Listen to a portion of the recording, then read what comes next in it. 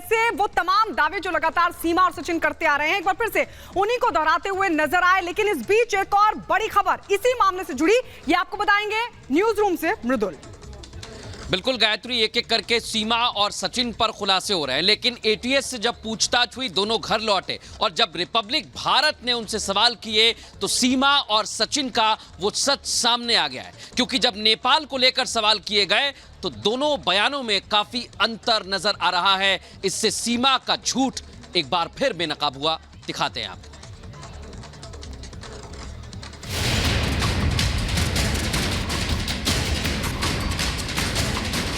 उन्होंने हमको सच नाम भी नहीं दिया, तो बाद में जब हमने उनको न्यूज़ में दिखा तभी मालूम पड़ा हाँ ये लोग। उनको पता था मैं सीमा हूँ, उनको पता था ये सचिन है। अच्छा। ये सब पति पत्नी ये पता। मैंने बिल्कुल सही नाम सचिन नाम बताया था।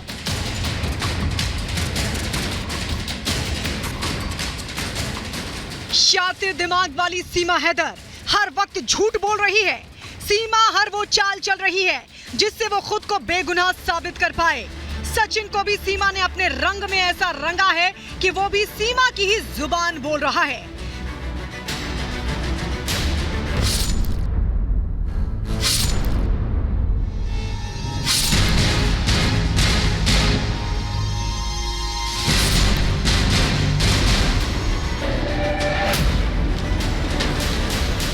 सीमा हैदर पुलिस से लेकर जांच एजेंसी सभी को गुमराह करने में जुटी है।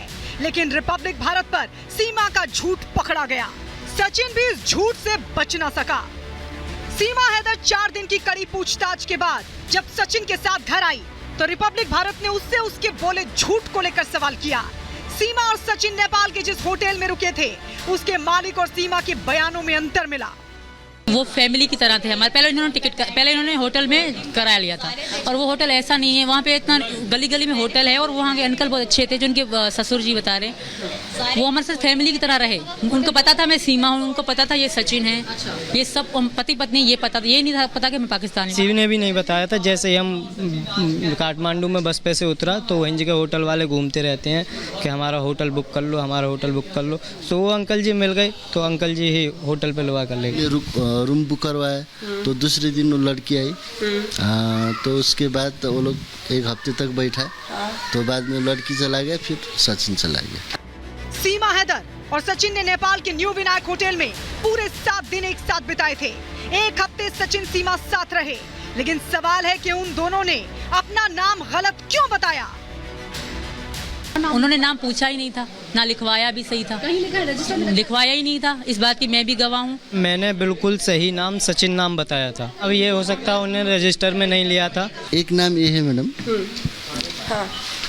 शिवांक है। शिवांक का नाम है। इंडिया से उस दिन आशीष परियार और विनायक के, ये 3 में से एक कोई है। ये 3 में से एक है। उन्होंने हमको सच नाम भी नहीं दिया, तो बाद में जब हमने उनको न्यूज़ में दिखा तभी मालूम पड़ा हाँ ये लोग। सीमा सचिन ने नेपाल के न्यू विनायक होटल में न सिर्फ अपनी पहचान छिपाई बल्कि खुद को बचाने के लिए कार्ड से नहीं कैश पेमेंट की थी। और इस बात की तस्दीक खुद सचिन और सीमा ने की। हम पैसे देते, पैसे भी नहीं लिखते थे। डेली 500 ले लेते थे हमसे। अच्छा, सुबह मैं रोजीना उन्हें 500 रुपये दे दिया था। हाँ, रोजीना 24 घंटे के अंदर मैं उन्हें पैसे दे देता था। शायद उन्होंने नाम ना लिखा हो, उसकी मैं कह नहीं सकता। मैंने अपना नाम बताया था सही सचिन, इसका भी नाम सीमा। सिर्फ होटल के मालिक और सीमा सचिन के बयानों में अंतर नहीं है बल्कि पशुपतिनाथ मंदिर के पुजारी की बातों से भी सीमा सचिन की बातें मेल नहीं खा रही। पुजारी की माने तो पशुपतिनाथ मंदिर में शादी नहीं होती, तो वहीं सीमा सचिन मंदिर में शादी करने का दावा कर रहे हैं। पशुपतिनाथ हम गए थे, बिल्कुल पूरा घूमा मैंने। छोटी छोटी चीजें देखी हमने। उन्होंने मांग भरी मेरी, मंगलसूत्र पहनाया मुझे, बिल्कुल पहनाया। ये बात का प्रूव नहीं है, बस मसला ये हो गया। पशुपतिनाथ मंदिर में की थी मैंने, मंगलसूत्र भी पहनाया था। मांग हो गया। इनके रूप आकृति दिखने से तो देखा हुआ जैसा लग रहा है, पर यहाँ हमारे पास में आकर के कोई पूजा पाठ इन्होंने नहीं करवाया। ये नहीं आई। वैसे चेहरा दिखने से इसी रास्ते से गुजरा हुआ जैसा कोई लगती तो है, देखने में ऐसा तो एहसास होता है, पर यहाँ हमारे पास में नहीं आई। सीमा हैदर पर शक की सुई दिन ब दिन गहराती जा रही है। सीमा हैदर के झूठ का नकाब उतर गया है। सीमा हैदर एक एजेंट है, ये बात सबके सामने आ गई। इसने प्यार को कवच बनाकर सीमा पाकिस्तान ना भेजने की गुहार लगा रही है। आप सबसे रिक्वेस्ट है, मुझे रहने दो। वहाँ मेरी मौत इंतजार कर रही है, जिल्लत की मौत पाकिस्तान है, मुझे वापस न भेजें। सीमा हर सवाल का जवाब बहुत शातिराना अंदाज में दे रही है, लेकिन सवाल है कि जब सीमा हर मौके का वीडियो बनाती है तो उसने मंदिर में शादी की रील या फिर वीडियो क्यों नहीं बनाया। इतना ही नहीं, जिस मंदिर को पूरा देखने और घूमने का सीमा ने दावा किया, जिसमें शादी की, उसका नाम कैसे भूल गई। Bureau report, Republic Bharat.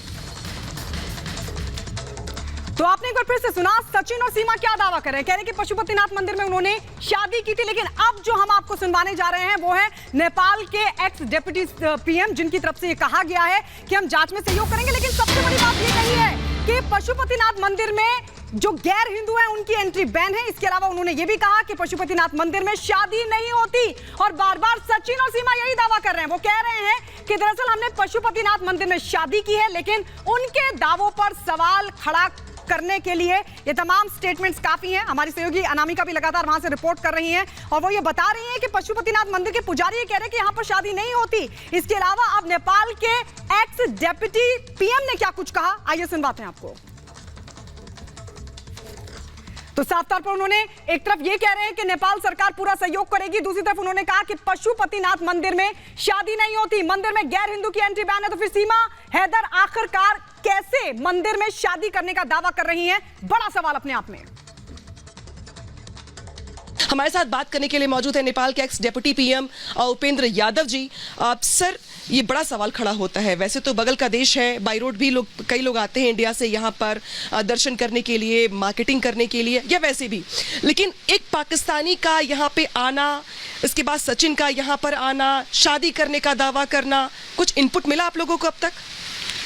अब देखिए, चाहे पाकिस्तान का हो चाहे अन्य मुल्क के लोग हों, जिसके पास पासपोर्ट है और नेपाल का वीज़ा है तो वो आ सकते हैं, रह सकते हैं।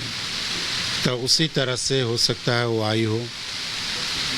और जहाँ तक की बात है कि शादी की या नहीं की, ये तो मालूम नहीं है। अभी वो भारत में है, भारत सरकार के इन्वेस्टिगेशन में है और उस इन्वेस्टिगेशन को कंप्लीट होने के बाद ही पता चलेगा कि फॉर्मली ऐसा शादी विवाह हुआ हो नेपाल में। ऐसी जानकारियां तो यहाँ किसी को नहीं है। ओके, तो शादी की जानकारी को